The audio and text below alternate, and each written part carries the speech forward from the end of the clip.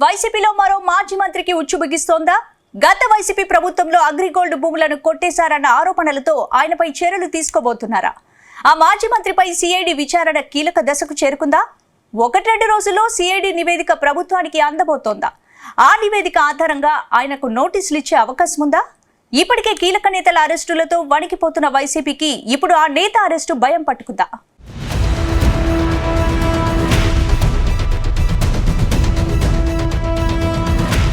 ఆంధ్రప్రదేశ్లో వైసీపీ లీడర్లను కష్టాలు వెంటాడుతున్నాయి. ఒకరి తర్వాత మరొకరు కేసుల్లో ఇరుక్కుంటున్నారు.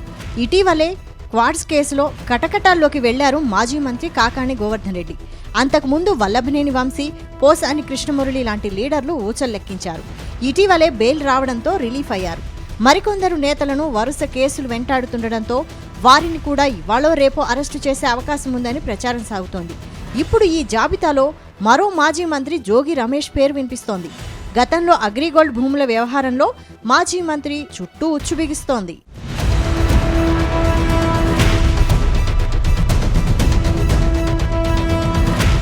గత వైసీపీ ప్రభుత్వంలో మాజీ మంత్రి జోగి రమేష్ కుటుంబం అగ్రిగోల్డ్ భూములను చెరపట్టింది. సిఐడి స్వాధీనంలో ఉన్న భూములను దర్జాగా కబ్జా చేసి అప్పనంగా 5 కోట్ల రూపాయల పైచిలుకు సొమ్ము చేసుకుంది.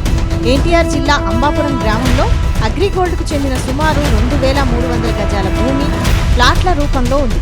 దీన్ని ఏపీ సిఐడి స్వాధీనం చేసుకుంది. అగ్రిగోల్డ్ భూములు వివాదంలో ఉండటాన్ని సాకుగా తీసుకున్న జోగి కుటుంబం ఈ భూములపై కన్నేసింది. జోగి రమేష్ బాబాయ్ అయిన జోగి వెంకటేశ్వరరావు, జోగి తనయుడు జోగి రాజీవ్ కలిసి చెరో 1086, 1074 గజాలను తమ పేరుతో రాయించుకున్నారు. ఈ విషయంలో జోగి కుటుంబం తమ చేతికి మట్టి అంటకుండా అన్ని జాగ్రత్తలు తీసుకుంది. అయితే రాష్ట్రంలో సర్కార్ మారడంతో అగ్రిగోల్డ్ భూముల అమ్మకాలపై చర్యలకు ఆదేశించింది. ఏసీబీ విచారణకు ఆదేశాలు జారీ చేసింది.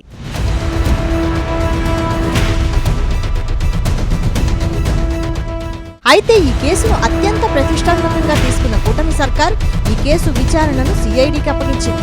ఇప్పటికే ఈ కేసులో అప్పటి మంత్రి జోగి రమేష్ ప్రధాన పాత్ర పోషించినట్టు సిఐడి గుర్తించింది.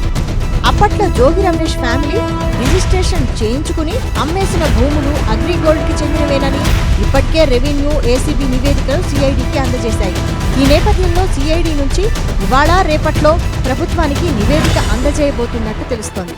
దాంతో అగ్రిగోల్డ్ భూముల వ్యవహారంలో మాజీ మంత్రి జోగి రమేష్కు నోటీసులు ఇచ్చే అవకాశం ఉందని తెలుస్తోంది. ఆ తర్వాత అరెస్టు జరిగే ఛాన్స్ ఉందని టాక్ వినిపిస్తోంది.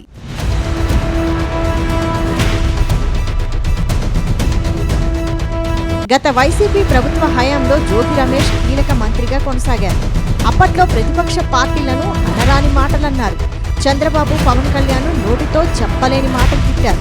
కానీ 5 ఏళ్లు తిరగకుండానే రాష్ట్రంలో ప్రభుత్వం మారడంతో మంత్రి ఒక్కసారిగా సైలెంట్ అయ్యారు. ఇప్పటికే జోగి రమేష్ కుమారుడు రాజీవ్ జైలుకు వెళ్లారు. ప్రస్తుతం బెయిల్పై బయటకొచ్చారు.